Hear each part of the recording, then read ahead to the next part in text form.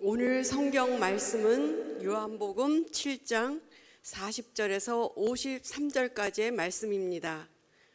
이 말씀을 들은 무리 중에서 어떤 사람은 이 사람이 참으로 그 선지자라 하며, 어떤 사람은 그리스도라 하며, 어떤 이들은 그리스도가 어찌 갈릴리에서 나오겠느냐, 성경에 이르기를 그리스도는 다윗의 씨로 또 다윗의 살던 마을 베들레헴에서 나오리라 하지 아니하였느냐 하며, 예수로 말미암아 무리 중에서 쟁론이 되니 그 중에는 그를 잡고자 하는 자들도 있으나 손을 대는 자가 없었더라.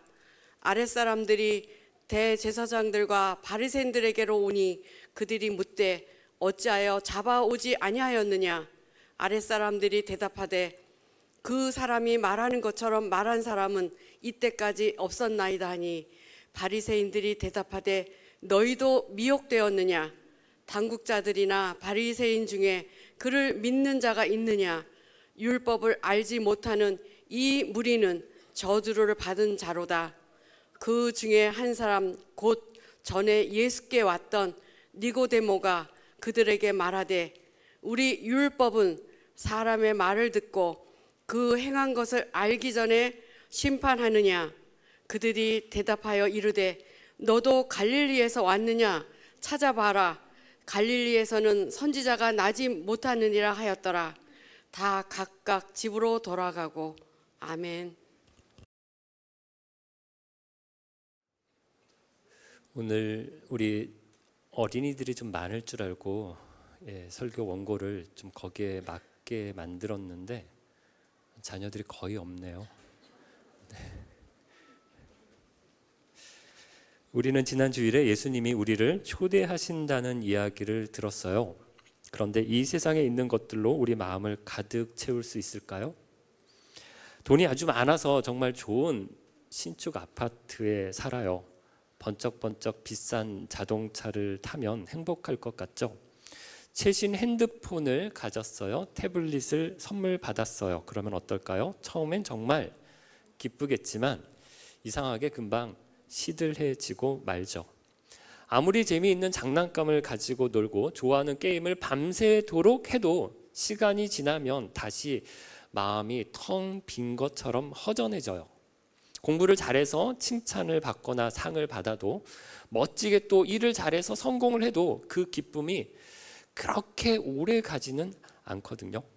사람들은 이 허전한 마음을 채워보려고 참 많이 애를 쓰는데, 그런데 왜 잘 안 채워질까요? 그건 바로 여러분이 온 세상에 있는 것보다 더 귀한 존재이기 때문이에요. 온 세상을 다 가져도, 온 세상을, 천하에 있는 것을 우리에게 다 갖다 부어도 우리의 소중한 영혼을 다 채울 수는 없어요. 이렇게 마음이 목마르고 지친 우리를 누가 부르시는가? 예수님이 부르세요.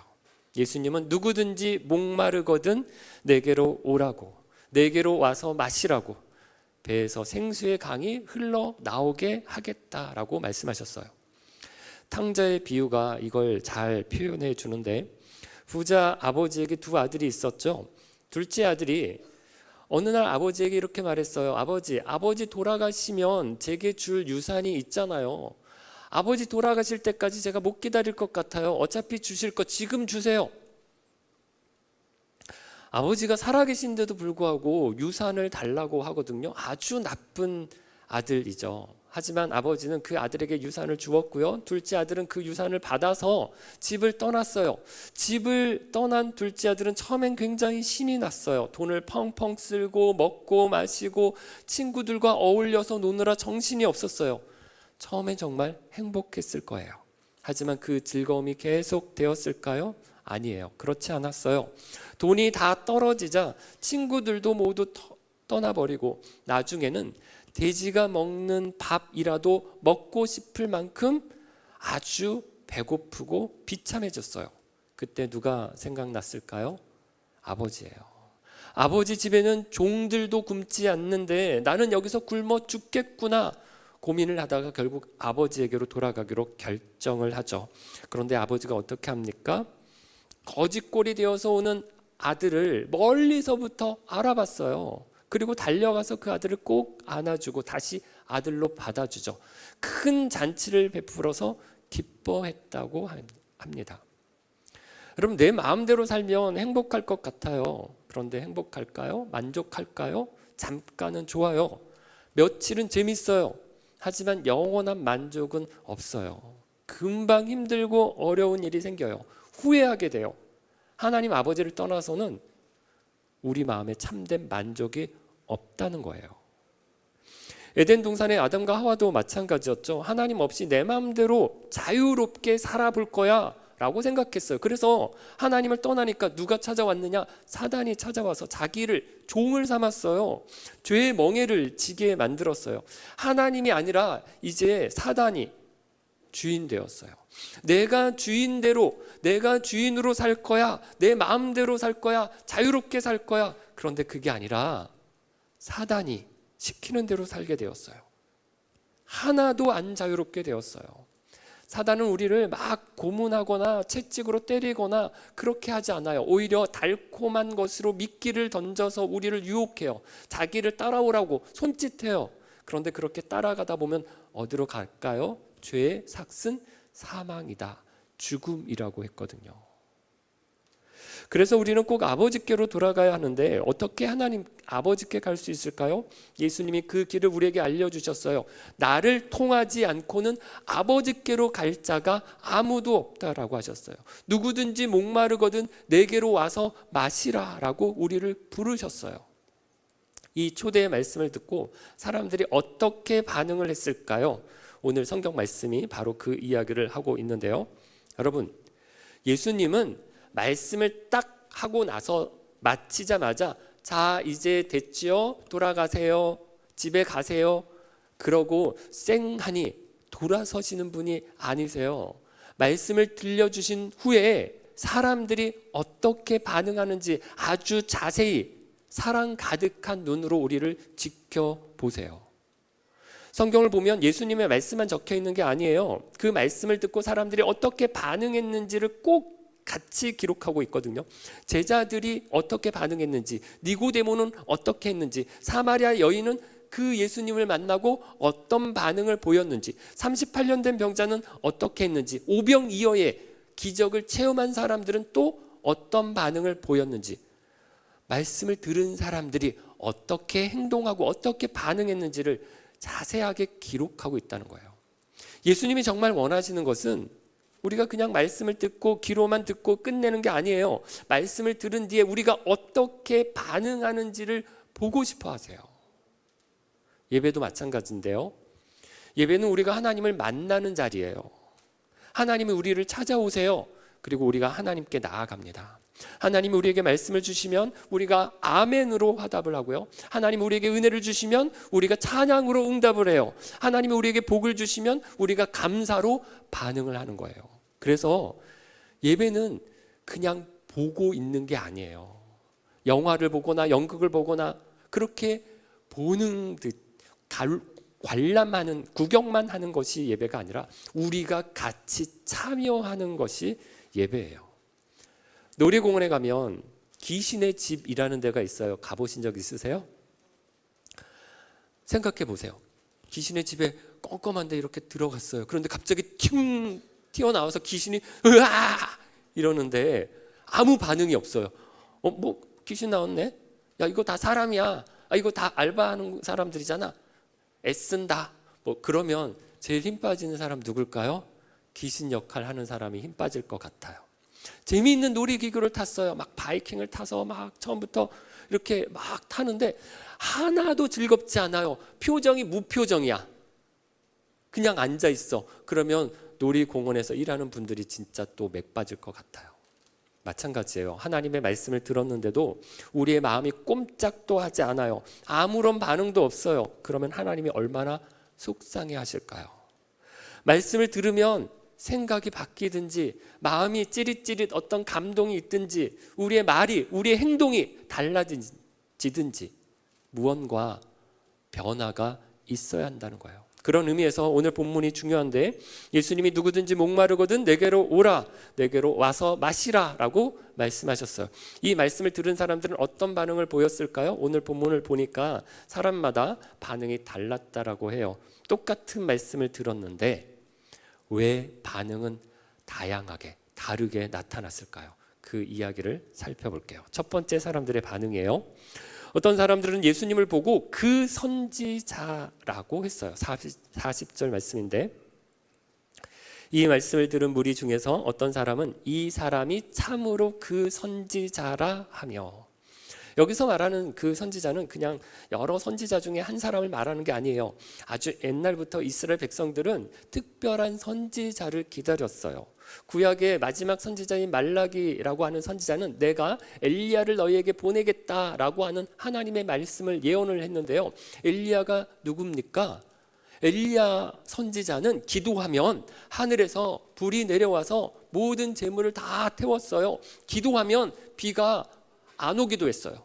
기도하면 비가 또 내리기도 했어요. 정말 대단한 능력을 가진 선지자였어요. 그래서 사람들은 나중에 엘리야 같은 선지자가 다시 오면 좋겠다라고 하는 그런 기대를 가지고 기다리고 있었거든요.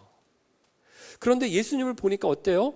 말씀하시는 게 정말 권위가 있었어요. 아픈 사람들을 낫게 하셨어요. 놀라운 기적들도 많이 일으키셨어요. 그래서 사람들이 생각하기를, 와, 이분이 그 선지자인가 보다, 하나님이 보내신 특별한 선지자인가 보다 라고 생각했다는 거예요. 오늘날에도 이런 사람들이 많아요. 예수님을 존경해요. 예수님은 정말 착한 분이야. 위대한 위인이야. 사랑을 가르쳐 주신 분이야. 가난한 사람, 약한 사람 도와주신 분이야 라고 이야기를 해요.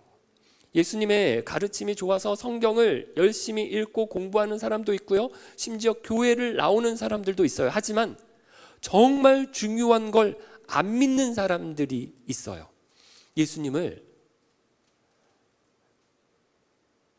나를 죄에서 구원하신 구원자라고 하는 사실은 믿지 않아요. 예수님을 그저 좋은 선생님, 훌륭한 개혁자, 위대한 스승 으로는 생각해요. 그런데 그것만으로는 부족해요. 예수님은 나를 존경하라라고 그러지 않으셨어요. 내게 오라고 하셨어요. 예수님을 와 대단하다 하고 존경하는 것과 예수님을 나의 구원의 주인이십니다 라고 고백하는 것은 어떤가요? 완전히 달라요. 예수님을 훌륭한 사람으로만 아는 것과 나를 살리신 구원의 주인으로 믿는 것은 전혀 다른 문제인 거예요. 여기까지가 첫 번째 반응이에요. 좋은 분인데, 특별한 선지자인데, 거기서 멈춘 사람들이 있었어요. 두 번째 사람들의 반응은 어땠을까요? 어떤 사람들은 이분은 정말 우리를 구원하실 그리스도야라고 말했어요. 아까 그 선지자야 라고 했던 사람들보다 한 걸음 더 나아간 정말 멋진 고백이에요. 그런데 여기에도 문제가 하나 있었어요. 입으로는, 말로는 그리스도야라고 말하면서 정작 그리스도께 나아가지는 않았어요. 입으로는 인정했지만 삶은 그리스도께 맡기지 않았어요. 여러분, 오늘 예배 드리는 우리 중에도 이런 분이 있을 수 있어요. 예수님이 하나님의 아들이신 거 잘 알죠. 십자가에서 우리를 대신해서 돌아가신 분, 사흘 만에 다시 살아나신 것도 아주 잘 알죠. 성경 퀴즈를 내면 척척 잘 맞히죠. 성경책에서 어려운 스바냐, 스가랴 이런 걸 찾으라고 해도 뒤에서 아주 잘 찾는 그런 사람들이 있어요. 성경 지식도 많이 가졌어요. 그런데 중요한 게 빠져 있을 때가 있어요. 예수님에 대해서 아는 것과 예수님을 정말 믿는 것은 다르거든요. 머리로 이해해서 시험을, 문제를 잘 맞힐 수는 있지만 내 마음과 내 생활 속에서 예수님을 주인으로 모시고 사는 건 또 다른 이야기라는 거예요. 어떤 분이 이런 말씀을 했어요. 교회 다니는 사람들 중에는 진짜 다시 한번 거듭나야 될, 중생해야 될, 다시 태어나야 될 사람들이 많다고 말했어요. 주일에는 교회에 와서 예배를 드리는데 월요일부터 토요일까지는 예수님을 안 믿는 사람들과 똑같이 행동할 때가 많다는 거예요. 자기가 그리스도인이다라고 말은 하지만 집에서, 학교에서, 학원에서, 직장에서 친구들과 지낼 때는 예수님 믿는 사람인지 안 믿는 사람인지 구별이 안 된다는 거예요. 그 믿음은 머릿속에만 머물러 있는 믿음일지도 몰라요. 한 번쯤 들어보았을 유명한 이야기가 하나 있죠. 한 고개사가 아주 높은 폭포 위에서 외줄 타기를 하고 있었어요. 사람들이 박수를 치자 이 고개사가 사람들에게 물었어요. 여러분, 제가 사람 한 명을 등에 업고 이 줄을 무사히 건널 수 있다고 믿나요? 라고 사람들에게 외쳤어요. 그러니까 사람들이 그렇게 대답했어요. 네, 믿어요. 그러자 이 고개사가 말했어요. 그럼 여기 제 등에 업힐 한 분만 나와주세요. 어떻게 됐을까요? 아무도 나오지 않았어요. 다들 무서워서 슬금슬금 뒷걸음을 쳤어요. 그때 한 어린아이가 손을 들고 나왔다고 하죠. 바로 그 고개사의 아들이었다고 해요. 이 아이는 왜 나왔을까요? 자기 아빠가 진짜 자기를 업고 이 외줄을 탈 수 있다고 믿었기 때문이에요. 아빠 등에 업히면 절대 떨어지지 않을 거라는 믿음이 있었어요. 그러니까 자기 몸을 맡길 수 있었던 거죠. 여러분, 예수님은 나를 구원하실 수 있어요 라고 말만 하는 것과 진짜 내 인생을 예수님께 맡기고 그분 말씀대로 사는 것은 달라요. 정말 믿는다면 아빠 등에 업힌 아이처럼 예수님께 나를 맡겨야 돼요. 오늘 우리 어린이들과 부모님들 모두 아는 것에만 멈추지 말고 믿는 대로 행동하고 순종하며 예수님을 내 마음의 진짜 주인으로 모시기를 바랍니다. 세 번째 사람들의 반응이에요. 어떤 사람들은 예수님을 아예 거절했어요. 에이, 이 사람은 그리스도가 아니야 라고 딱 잘라서 말했어요. 왜 그렇게 확신했을까요? 42절을 보면 이유가 나오는데요. 성경에 이르기를 그리스도는 다윗의 씨로 또 다윗이 살던 마을 베들레헴에서 나오리라 하지 아니하였느냐 하며, 사실 이 사람들이 알고 있는 이 성경 말씀은, 성경 지식은 맞았어요.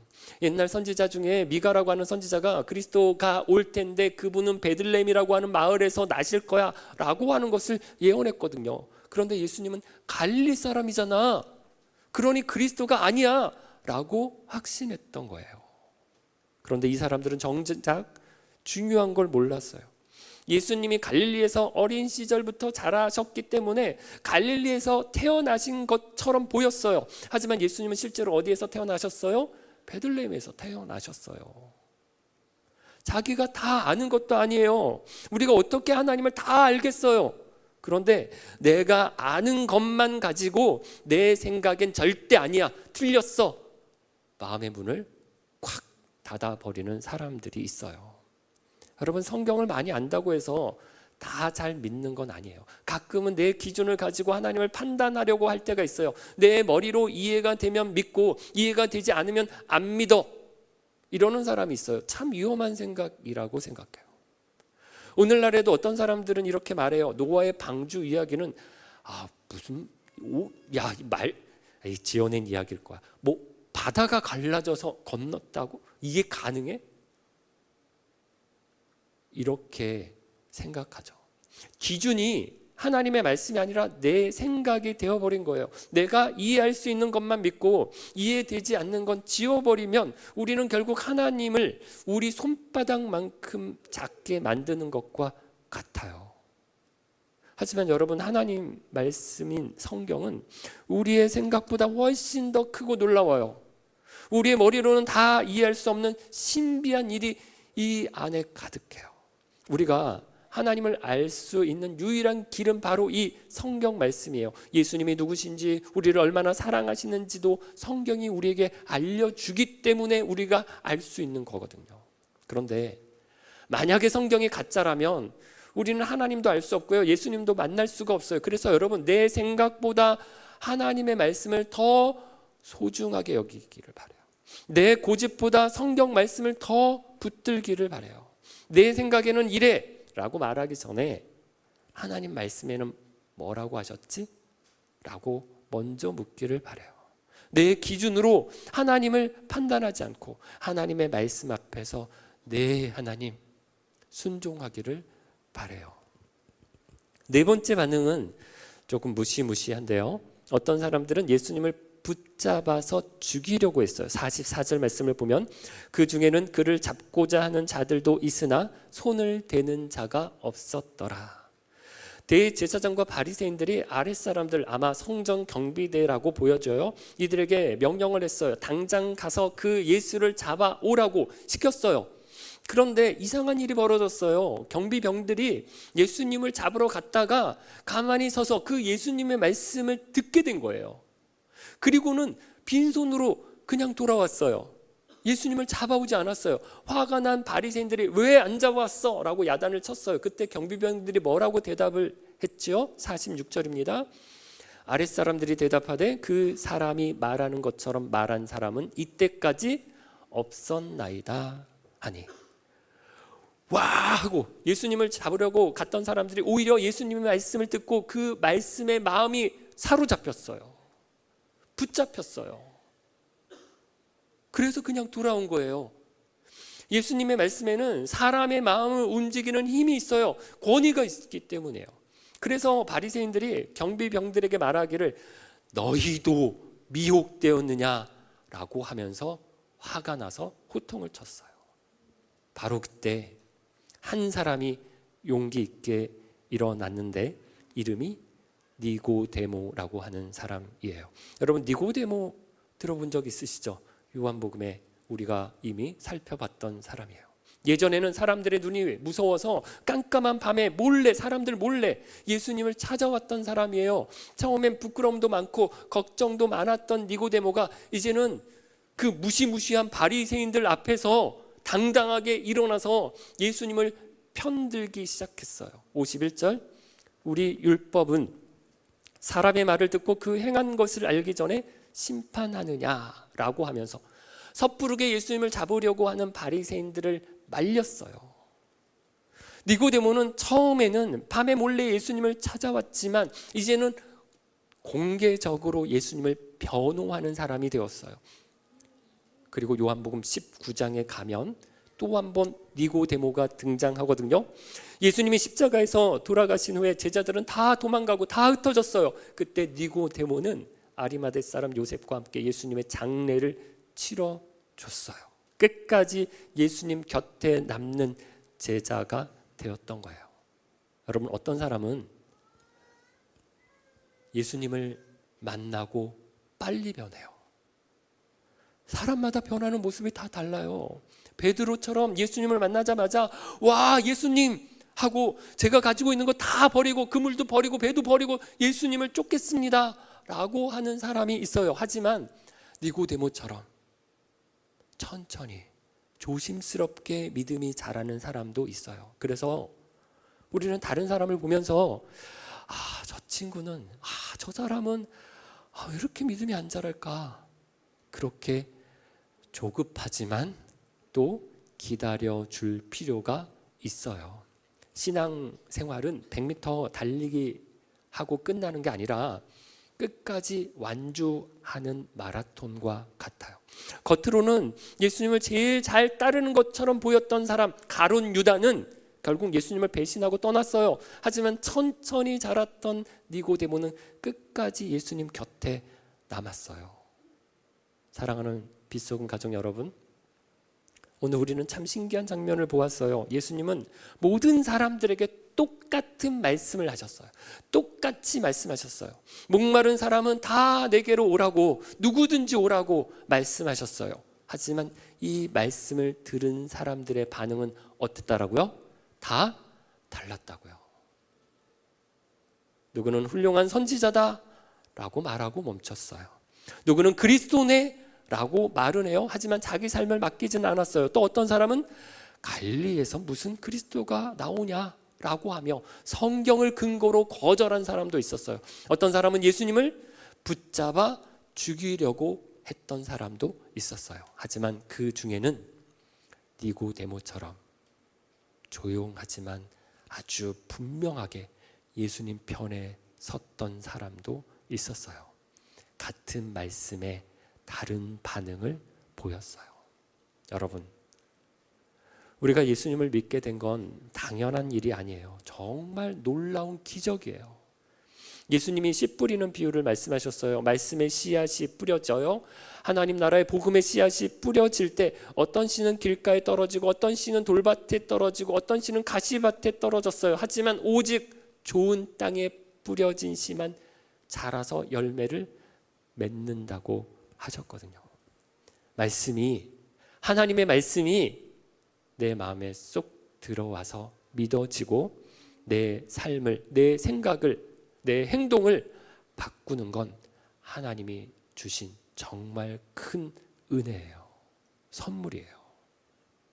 오늘 여러분의 마음속에 예수님 말씀대로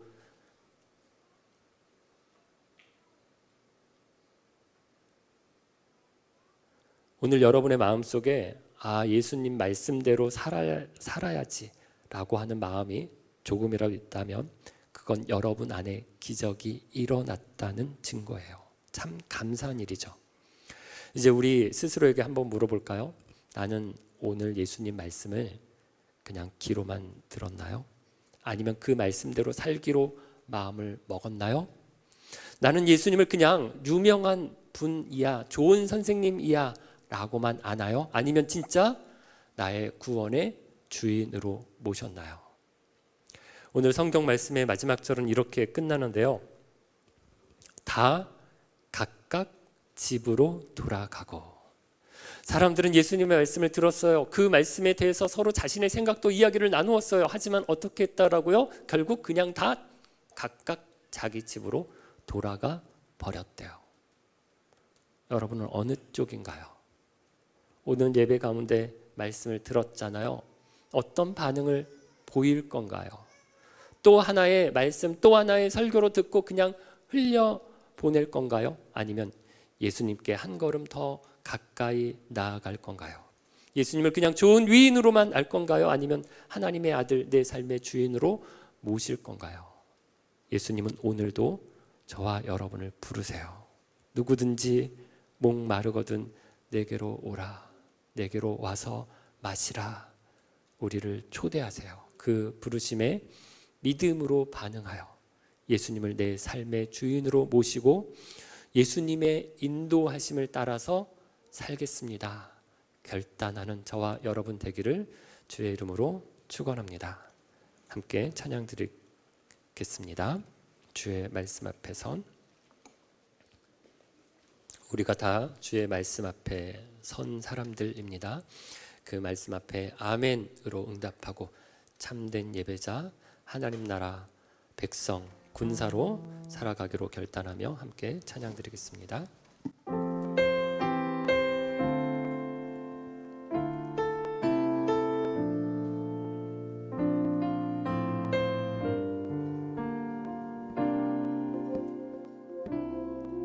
주의 말씀 앞에서 당신은 참된 예배자 그토록 찾으시던 하나님의 기쁨